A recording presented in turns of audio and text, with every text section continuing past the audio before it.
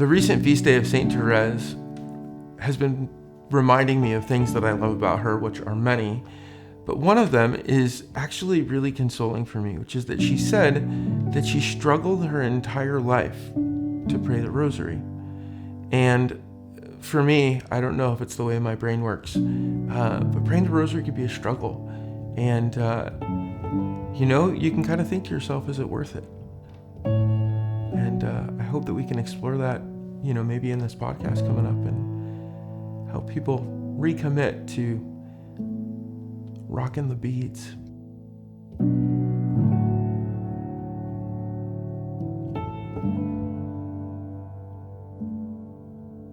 Hi everybody, and welcome back to Franciscan Fridays. I'm Brother Pius Gagny here with Father Luke Fletcher. We are the tag team chaplains at the National Shrine of Our Lady of Fatima here in the hallowed hills of Warren County, New Jersey. Before we begin again, just a reminder to like, subscribe, comment, tell your friends. I'm still holding out for somebody to take out a billboard for the podcast. Just kidding. But really grateful for you to join us here today. I think we're going to talk about something that's going to be really, hopefully helpful in your daily walk with the Lord. Father Luke.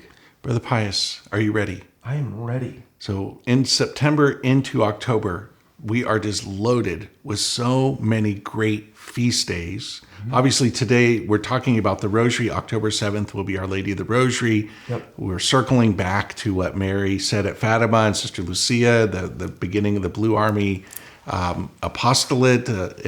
But how many big, beautiful feast days do we have? I mean, we start Triumph of the Cross, Our Lady of Sorrows, yep. And then where we go from where? Stigmata of St. Francis, your patron, St. Joseph of Cupertino, my patron, Padre Pio, and then we have the archangels, the Apostle Matthew's in there on the 21st, and then we have guardian angels, St. Thérèse, the Transit of St. Francis on October 3rd, Feast of Our Holy Father St. Francis, Feast of St. Faustina, and the list goes on. It's wonderful. Our Lady of the Rosary. Our Lady of the Rosary. What am I thinking? And then the 13th of October being the anniversary of the miracle of the Sun at Fatima. So from September to October, we're just, potentially swimming in a lot of grace here at these feast days. Yes. Today we're going to be talking about the Most Holy Rosary of the Blessed Virgin Mary. Those blessed beads, this prayer, this devotion. Yeah. Certainly there's a number of podcasts that have given the history with St. Dominic and kind of the development of the practice with Mary's apparitions at Fatima and the words of the Fatima children, and then going forward, Sister Lucia of Fatima. A lot of talk about the importance of the Rosary, the power of the Rosary is a big part of the spirituality of the Blue Army, World Apostolate of Fatima, and some pretty bold claims from Sister Lucia that what Our Lady is asking us to do is to live our faith and be faithful to our daily duties, and that the Rosary is a means to that end. And that in a few places she told people that the Rosary, will be given a new efficacy in these times for Our Lady, that the Rosary will be a prayerful instrument to save the world. Of course, it's a spiritual weapon against evil, and it is also connected to the idea that prayer can end wars. Yeah. And prayer, especially the prayer of the Rosary, can somehow win the graces of God for peace in the world. And so, there's books and podcasts about the power of the Rosary and maybe some stories from saints. But then, once again, when we hit those ideas held next to maybe our own personal experience. Yeah. And having been committed to praying the Rosary every day for, decades, like what I did there, decades of the Rosary. Okay. I like it. Honestly, oftentimes it's not exciting or glamorous. It's hard, it's difficult. And sometimes people have shared with me, they hear all these stories of the power of the Rosary, the importance of the Rosary, and yet their own experience of it is like difficult or boring or tedious, etc. So what are your thoughts on that? I recently discovered that I probably have a touch of ADHD. And whether or not you have a diagnosable issue paying attention. We all have an issue paying attention in our era. And I have found it difficult to pray the rosary, but incredibly fruitful. And I think that part of what's going on there is, again, there are a lot of angles you can go, but when I was praying about this conversation, I was just really thinking about how the subtle habits that we cultivate in our life can be so powerful to produce good fruit. And specifically with the rosary, there's a book by an Orthodox priest, Father Thaddeus of Vitronica or something like that. I don't know how to say his last name. He's got a book called Our Thoughts Determine Our Lives. And the general idea there is what you spend your time ruminating about, thinking about, it affects the whole tenor of your life, the whole tenor of your day. And so the more time we spend thinking about all the people who hurt us, that person in traffic who cut us off or whatever, and we're kind of like stirring and spinning over and over again about those things, that produces a fruit of a lack of peace.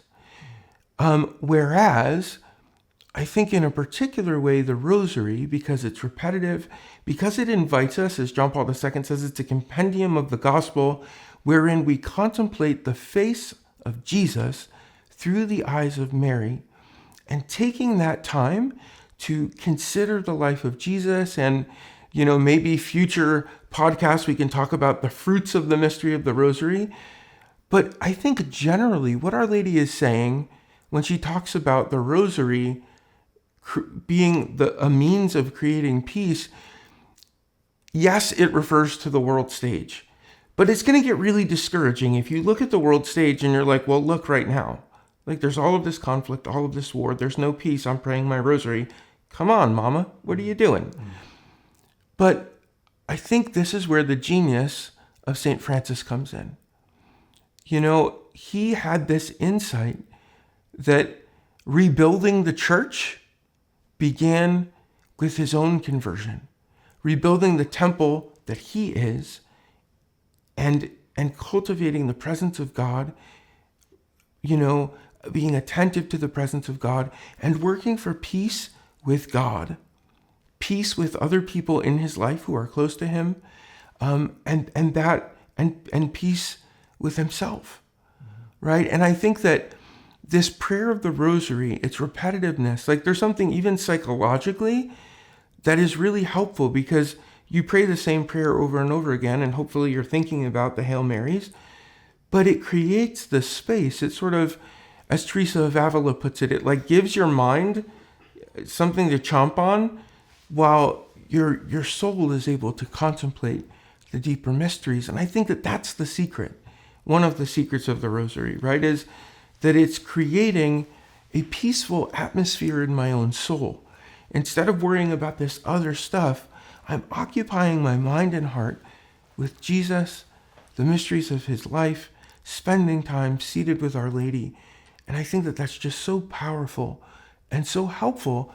It's been so helpful in my own spiritual life to really create a sense of calm and ease and a greater peace in my own heart.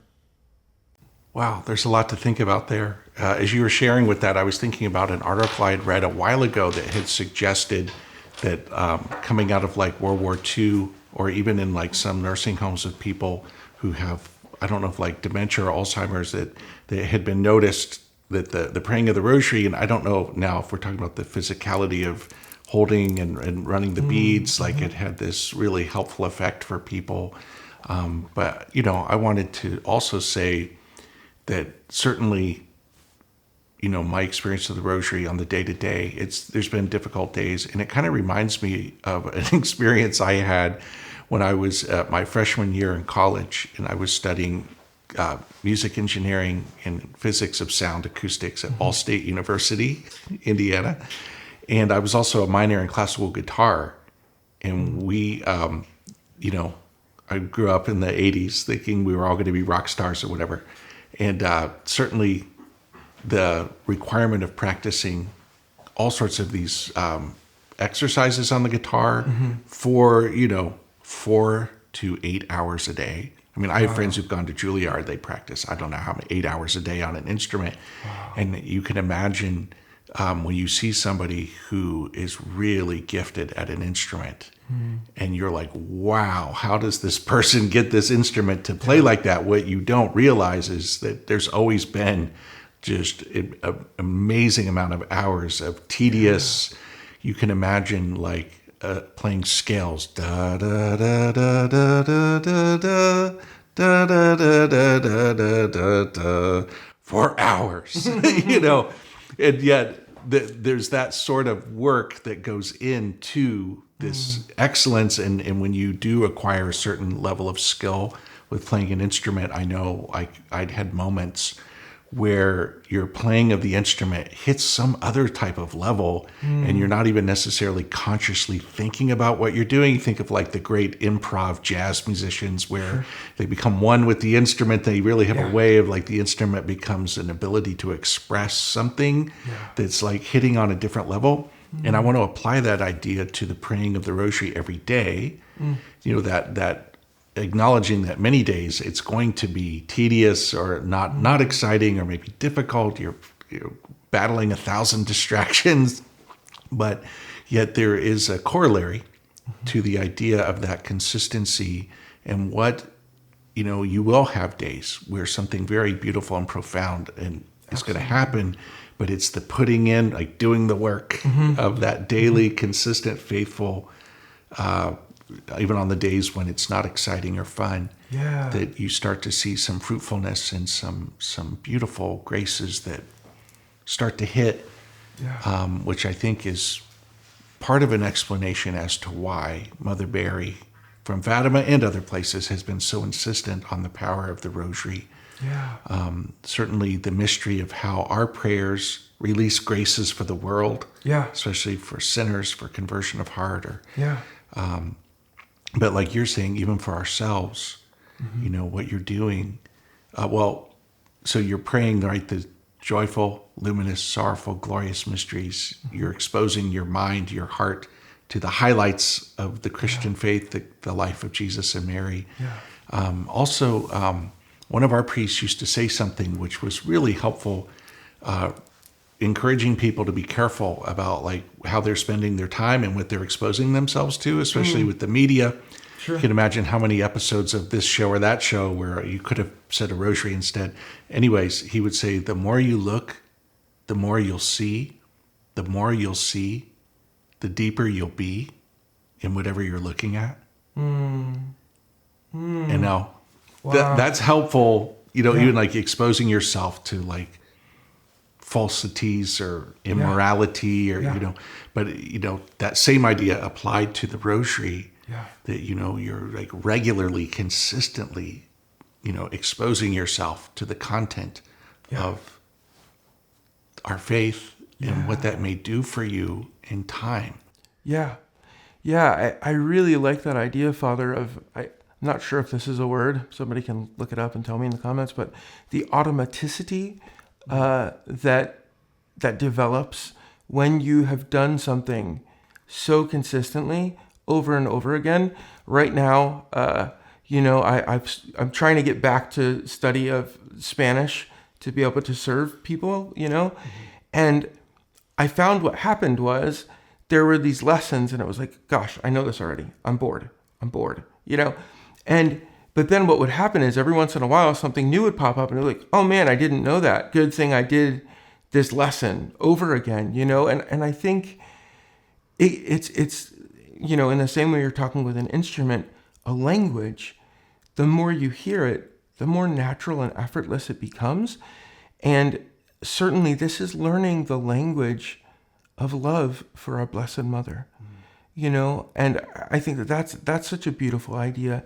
And then also, just to swing back to what you said about people in nursing homes, I don't know why it is, maybe because you and I have had a few people that we've lost who've passed on to the Lord recently, but I've just sort of been thinking about, and not in a scrupulous way or like overly freaking out, but, when we get older, we may God forbid, but you could end up with something like dementia or Alzheimer's, right? And there's a way in which, if you've spent so much of your life on these other things, when you don't have the capacity of your full wits and will, at least for me, I would love that even if I'm not in full possession of my faculties, right? Which may or may not be the case even now. Right. There you go. Go ahead. I would love, you read these stories about the lives of the saints and their last words are like Jesus and Mary, Well, I was listening to a book on death, and it's like, how many people's last words were, oh, beep, hey, oh, or something like that, right? Like, wouldn't it be beautiful if our automatic response to a situation is, Jesus, Mary, I love you, or Hail Mary, full of grace, and I can say, and I don't know if this is a credit to me other than I'm just trying, right. But like there are moments when I'll be having a difficulty with something and I'll literally find myself in the middle of the Hail Mary. Like I had started praying it or asking for a saint's intercession without even consciously thinking I should pray a Hail Mary right now. And I think that habit is just so beautiful. And it's something to strive for, that our hearts can be so tuned in to the Lord and so habituated to prayer that it becomes like breathing.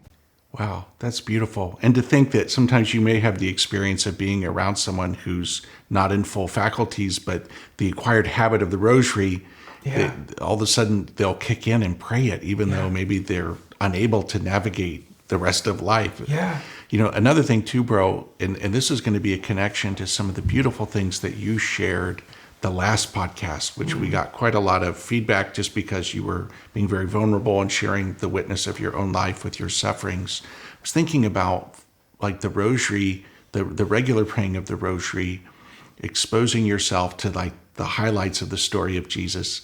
You have this like framework by which you can interpret like what's happening in your own life. If you have a day and you're going through something and what you're going through reminds you of a particular mystery of the rosary. And now the prayer of that mystery of the rosary is like making contact with something of your own personal experience.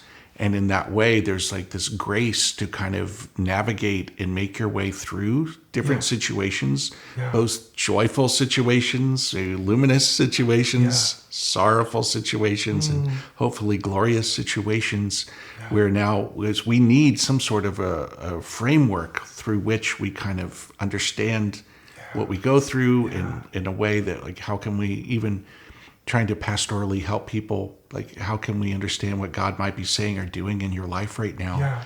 And it's always got to be the gospel. And the rosary is this tool by which we helps us to assimilate the gospel and let the gospel be the framework. You got framework. I was thinking frame rate. Like that's a video thing, right, John Paul? Okay. Is this 60 frames per second right now? Okay. All right. Back to our story. But a framework by which now you can kind of have an ability to interpret and make sense of things. Yeah. And just to share something personally on that note, one of our friars, Father Glenn, one of our founding friars, I had this period of time when I was in seminary, which was really the reason I had to leave my studies, is that I ended up getting these severe, it was a severe migraine that literally like lasted from September to March until they were able to like get it under control. And I remember Father Glenn said to me, Brother Pius, pay attention.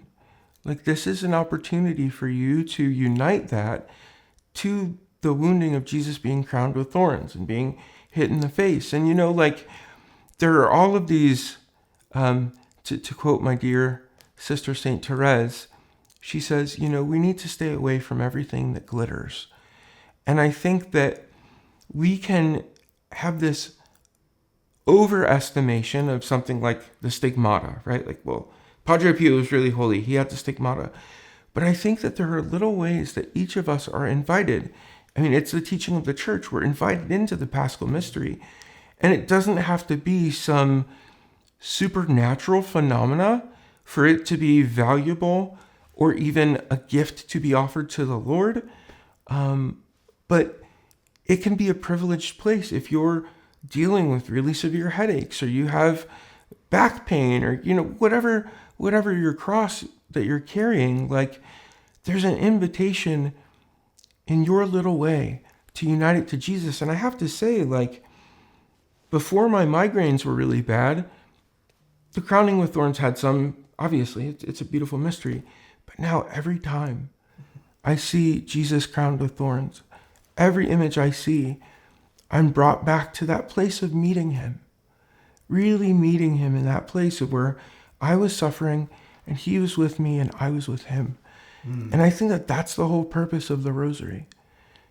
It draws us in. It's like this, I don't know, like a tether that draws us into the entirety of Christ's life, so that everything that happens for us really and concretely become part and parcel of our role in the Paschal Mystery.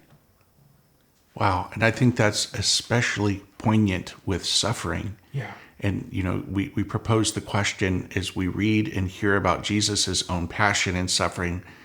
Was he sharing in our suffering and choosing to put himself in solidarity with the suffering of humanity? Or when we suffer, do we see ourselves sharing in his passion, or in some ways like a Simon of Cyrene, helping him carry his cross? And probably it's both and. Yeah, absolutely. The prayer of the Rosary helps us to understand and see that on that level. So, For sure. So thank you, bro. A lot to think about here, coming up to the great feast of Our Lady of the Rosary, being reminded of what Mary said at Fatima and other places, the power of the Rosary, the importance of the Rosary, and the graces that could be bringing the end to violence and war, and winning the grace of peace, not only for the world, but for our own hearts. And the fruitfulness of this devotion, which really helps us to live the gospel, to pursue holiness with the help of God's grace, even in ordinary and mundane moments. Absolutely. So Absolutely. Thank you for watching and listening. We'll see you next Friday. God bless.